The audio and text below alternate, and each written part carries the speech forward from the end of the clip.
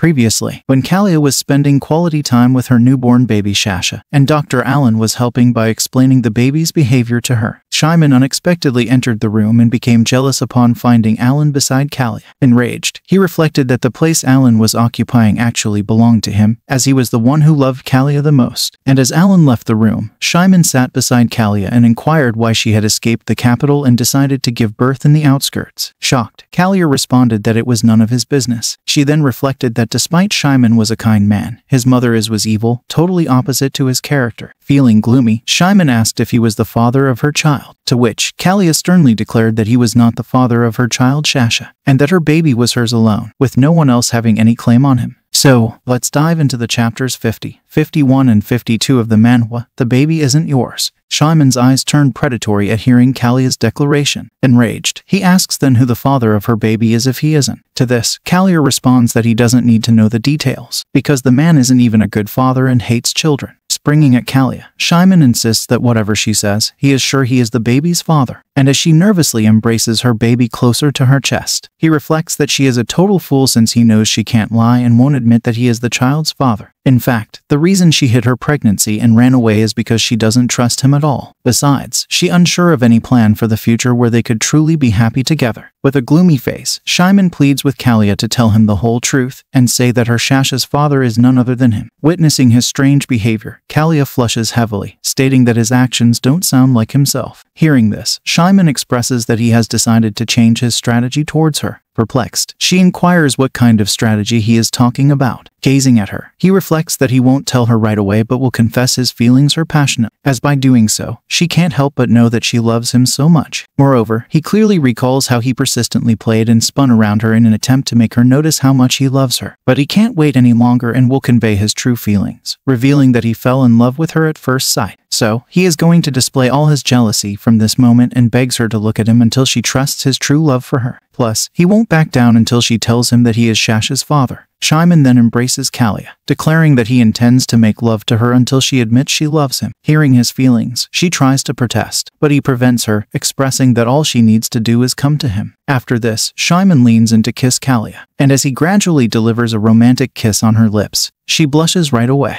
Springing back, Shyman apologizes to Callia for kissing her without her permission. Confused, she questions why he is sorry, to which he chuckles immediately. Listening to her, he attempts to kiss her again, reflecting that she has such a pure look. However, this time Callia doesn't allow him and nervously asks Shyman if he was joking when he said he loves her so much. Suddenly, Shyman shouts that he genuinely loves her so much. Not knowing what to say, Callia embarrassingly mentions that it's time for Shasha to eat. Observing this, he gives a gentle smile and teases her by stating that she became a mother but is still behaving like a child, to which she asks him to stop talking nonsense. With a smile on his face, Shyman reflects that he still can't believe he has a child with her. Approaching her, he adds that Shasha's sleeping face looks exactly like Callia's. Shyman then kisses Callia's forehead and tells himself that this happiness must be a gift to them, and he couldn't convince her in the past because he thought they would be able to be together anytime. Yet, now that things have turned out like this, he will show her how much he missed her and how much he loves her, and he won't stop until she recognizes him as more than a friend and begins to love him as her husband. Dear viewers, apologies for the interruption.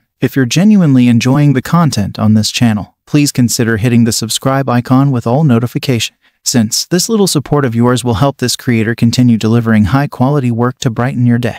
And take a moment at the end of the video to leave a comment, sharing your thoughts on the content. Your feedback means a lot. Now, let's not take up too much of your time and jump back into the story. Meanwhile, somewhere else in the world, Prince Adios's agent informs him about the incident that happened at Lord Castle. Learning the news, Adios wonders how Callia, who was more like a weapon than a human being, became a mother. He then declares that love is an irresistible force that even subdues demons. Suddenly, Adios's demon lover asks what he is looking at. To this, he responds that Callia's childbirth is somehow related to the fairy forest king Kilxasia's blood, and he knows how sweet the blood of the fairy king, who has accumulated a few hundred years of power. Hearing this, demon covers Adios's eyes and threatens that if he betrays her, he will die too. Seeing her anger, he embraces her and declares that he will never betray her, because in his eyes, there is no one more attractive than his demon. From here, the scene transitions back to the Lord's castle, where Shyman reunites with Tiara and his other 3 spirits. Smiling, he thanks the spirits for helping him find the missing Callia. Instantly, the spirits become intimidated upon sensing a dark shadow. Observing this, Shyman crushes the string of the dark shadow, reflecting when he arrived at the Lord's castle, he had already found some hint about this shadow. However, if he had the wizard's name who planted this, it would have been better for the investigation. Moreover, the dead fairy he found last time must have been the work of this wizard, and if he wants to solve the case, he must go back and study the magic system, since Callia and the baby are somehow related to the fairies, so he needs to capture the culprit immediately. With a joyful smile, Shyman declares that he is really into Callia. Besides, the last kiss wasn't even their first kiss, yet he trembles so much at the thought of the kiss's sensation. Seeing Shyman's strange behavior, the spirits ask what's wrong with him. To this, he replies that they don't have to know it, as he will only tell Callia how crazy he is going because of her. Meanwhile, inside Callia's bedroom, Callia struggles to sleep and wonders why she can't sleep at all. Springing up, she asks herself why she keeps thinking of Shyman's face, and why she keeps remembering his soft lips that came close to hers, and the red tongue that seemed to say he loves her. Flushing, she admits that it was so tempting that she wants to do it again. Suddenly, Callia punches the wall and embarrassingly yells that she must be crazy. Feeling a heavy pain, she wonders why her heart is beating like this. After a few minutes, Callia arrives outside the baby rooms and secretly peeks at her baby Shasha, who is quietly drinking milk from the hands of Nanny Latrica. Sensing Callia's presence, Latrica asks why she came without sleeping. Entering the room, Callia explains that she can't sleep and wanted to see Shasha. And as Callia extends her hands and asks to hold Shasha, Latrica apologizes and informs her that Alan will scold her if she allows it. Urging, Callia promises to keep it a secret from Alan that she came here. Noting her plea, Latrica hands over Shasha to Callia, who thanks the nanny. By sitting on the sofa, Callia reflects that she never gets tired of looking at her baby again and again. Suddenly, Shasha's eyes turn teary, and he begins to cry at the top of his voice. Observing this, she checks the diaper to see if it's wet, but it isn't. She then asks if he is hungry, but he has already been fed by the nanny. Unable to calm him, she wonders how she should soothe her baby, as she has never done anything other than fighting. However, as she circles the room with Shasha in her arms, he stops crying. Witnessing this, she cutely questions if he cried since he wanted her to walk around holding him. Touched, Callia begins to move around the room again, singing a lullaby.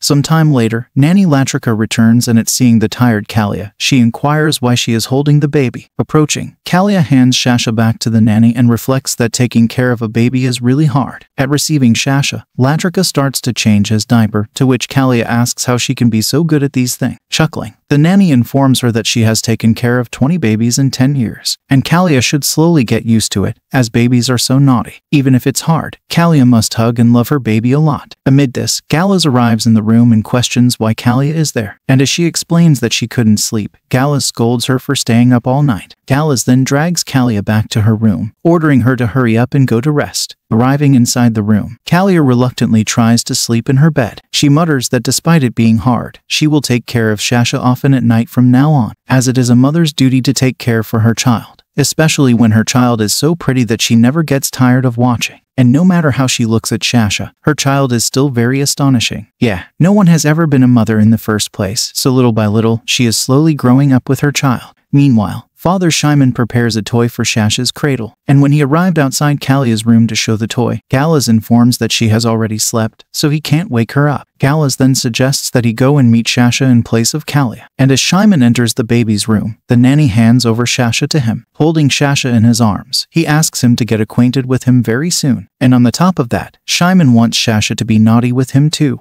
As we wrap up today's segment, thank you for being with us until the very end. I'll be sharing fresh videos of this manga and exciting new series every weekend.